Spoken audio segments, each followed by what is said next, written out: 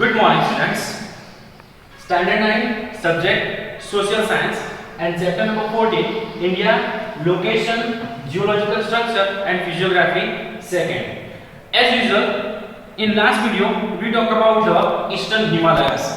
In Eastern Himalayas, we talk about that in that east side of Himalaya only such hills we can find. For example, and this mostly it will lies in our country. For example, Patkai Hills is in Arunachal Pradesh, Naga Hills in Nagaland, then Garo, Khasi and Jaintia Hills is in Meghalaya, and Lusai Hills in Mizoram.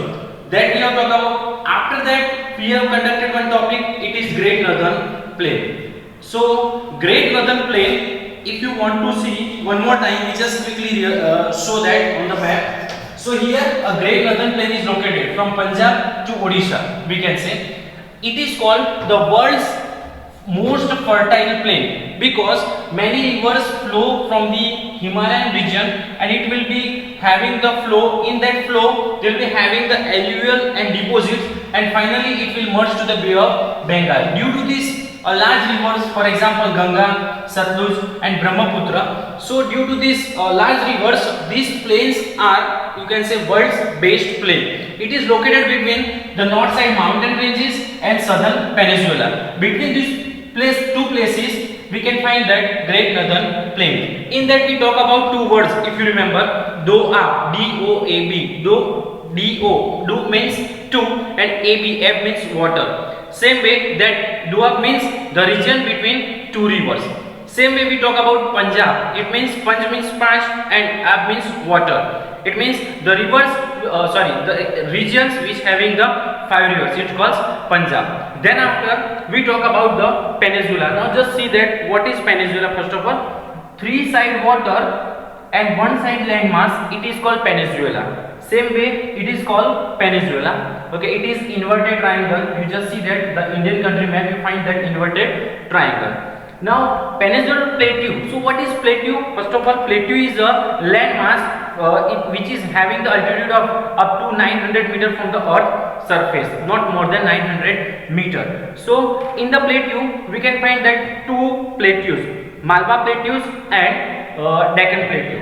Malwa plateau is located here. You just see that in the state of Rajasthan, Aravalli ranges to here Maharashtra. And then Deccan plateau from onwards, it means south side of this Malwa plateau.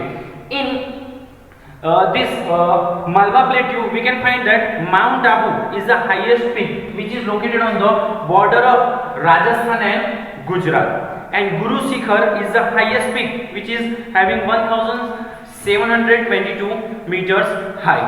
Then after we talk about Deccan plateau which is located to the south of Malwa plateau. So these all things we have discussed in our last videos.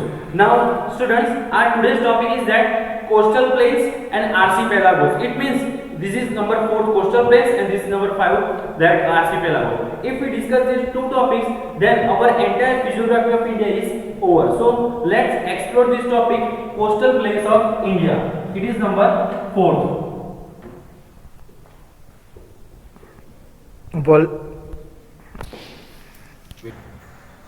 Now students, our today's topic is that coastal plains. It means that first of all we need to understand how much kilometer long we have the coastline of India. For example, it will be started from Gujarat to West Bengal.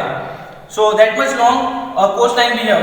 I think so it will be a 7,516 kilometer long coastline. Only Gujarat has 1,600 kilometer long coastline. So first of all we get the information about that. Now what is coastal plain? For example, you just see here from Gujarat to Kerala, it is called Gujarat to Kerala. It is called Western Coastal Plain, or you can say West Coastal Plains.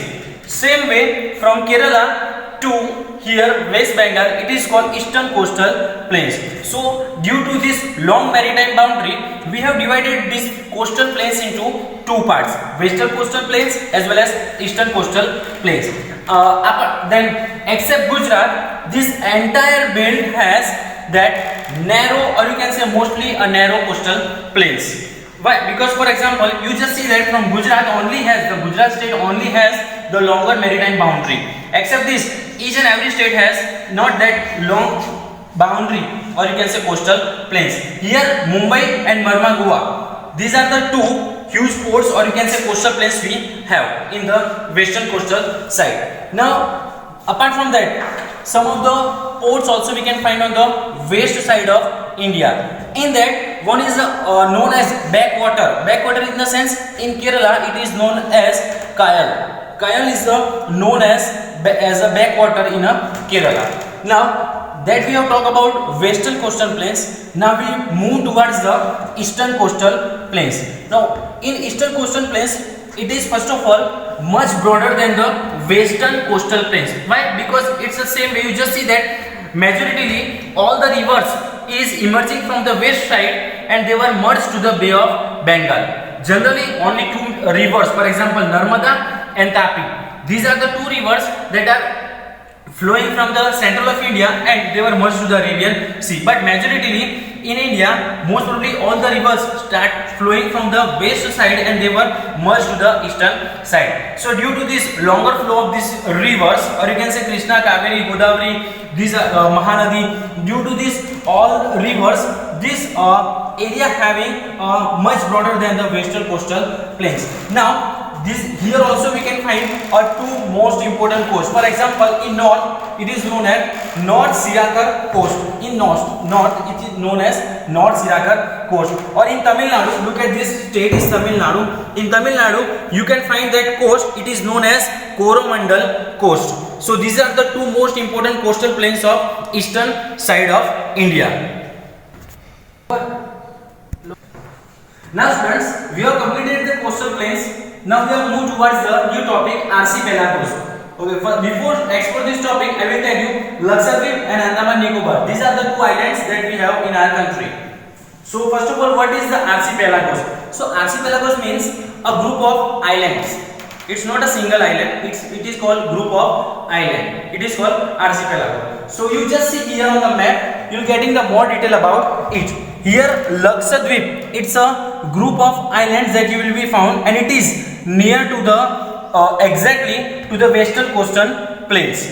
It is too near from our west side of India, and exactly to the east side of India, you just see that it is the Andaman Nicobar Islands. Now Andaman Nicobar Island is too much far from our country, so we can understand by this only that is two group of islands we will be having. It is called Lakshadweep Islands and as well as Andaman Nicobar Island. Now we just take the difference between Lakshadweep and Andaman Nicobar Island. Generally here what happened, small group of islands. Here in Lakshadweep you can find that small group of islands, and generally it is in the horseshoe shape. Horseshoe in the sense it is in horseshoe shape. It is also called the atolls.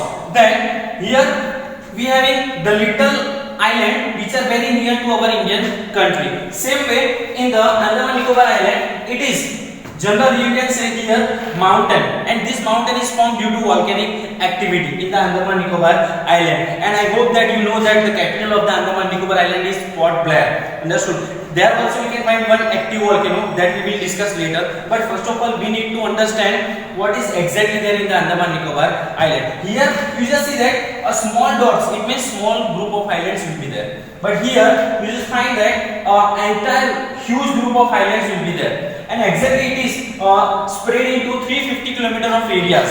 The Andaman Nicobar Island is expanded into 350 km areas, and Port Blair is the capital of Andaman and Nicobar Island. Here one active volcano is there in the barren land. It is called Barren Island. Okay, it is called Barren Island, and there you can find active volcano. Active volcano means that the lava is coming out from that volcano. So here we have discussed about archipelagos also. So students, we have completed our 5 physiographic regions of India. That recall it one more time.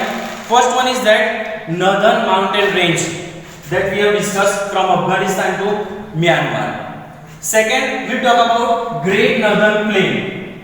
Then we have talked about Peninsular Plateau.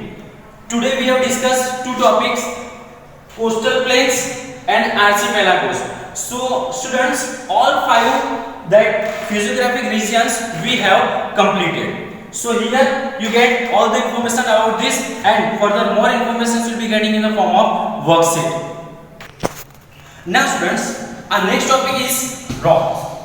But before explore this topic, we need to discuss. Okay, what is rock? Rock is a thing or minerals which is made up of one or more materials. For example, rock is maybe light or heavy also. Rock is maybe a porous or non-porous also. So many types of rocks we can find. Okay, whenever you find any rock, you not having the exact idea that rock is belongs to which category. So for that understanding, we have made this diagram. Okay, generally the rock is divided into three categories. So these are the three categories: 1, 2, and 3 categories of rock. First number is igneous rock. Now igneous rock, then after stratified rock, and third number is metamorphic rock. Now we need to understand what is igneous rock, then we will go towards the further more detailed information, then stratified rock, and the last one is metamorphic rock. Now first of all, igneous rock, or you can say in Gujarati it is called Agni na Khadako or Agni na Patthar. Why it is called? Because igneous rock it is also called primary rock. From the volcanic eruption, the rock is made, it is called igneous rock. You just see the diagram of igneous rock. It is written intrusive and extrusive. Now intrusive means inside and extrusive means outside. So what is outside? Outside it is written volcanic. It means volcanic eruption, whatever the magma which is come out from the active volcano that cools down and it made up one rock. So it is called volcanic eruptions. Here intrusive we have a plutonic and hyperbasal. It means these are the two types of rock we can find in the igneous rock. Due to these two effects we can find the igneous rock. Okay. Now for example, when any lava is active, or you can say the magma is coming out from the earth's surface. Now it came out, and then when it cools down, it turned into igneous rock. That is why it is called primary rock, because it made first and it is too strong also. The best example of igneous rock is granite. Then we move towards that stratified rock. So how stratified rock is formed? Simply when igneous rock cools down, it means whenever the igneous rock has effect of two things, temperature and water. These two things, or you can say that two particular things will effect on this igneous rock, it broken and make a one layer. It is called stratified rock. It means, for example, when lava came out, so it is igneous rock, understood, on the seashore or near the seashore. When it cools down, okay, due to water effect or due to temperature effect, then it will turn into another form or another layer. It is called stratified rock. So it is also called sedimentary rocks also. Here it is primary rock, here sedimentary rocks. Now look at that. The stratified rocks are divided into three categories. First one is inorganic, then chemically formed, and organic. Now how it is formed or divided, you just see downside, then you will get it. Here arenaceous. Arenaceous means what? It is in Gujarati it is called Reti na Khadako. Then argillaceous. Argillaceous means what? Here it is called a clay molecules, or you can say Mati na Khadako. And the last one is conglomerate. Okay, so it is one part of inorganic. Inorganic in the sense it is not having any organic material in it. Now second one is chemically formed. It means it generally form out due to composition of chemical. Now third one is that about organic. Now in organic there are two rocks will be there. Here we have a calcareous. Okay, it is called Chunana Patthar, or you can say Chunano Khadako.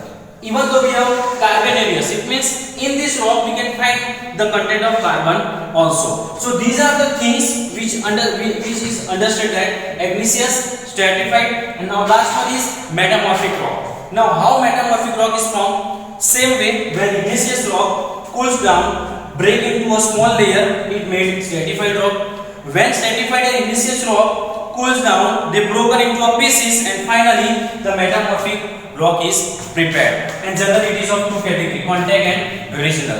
So these are the diagram of rock. So here we can example having here granite of igneous rock. Here we have gypsum from the stratified rock. It is the best example of gypsum.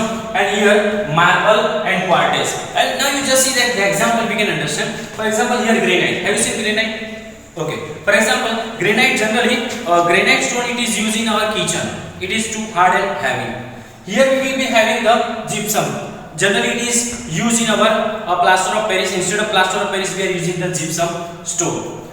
And the last one is marble. Marble is also used elsewhere, but in comparison of granite, these two rocks are not harder, or you can say they are softer in comparison of igneous stone. Same way, this marble is too much soft in comparison of these two rocks.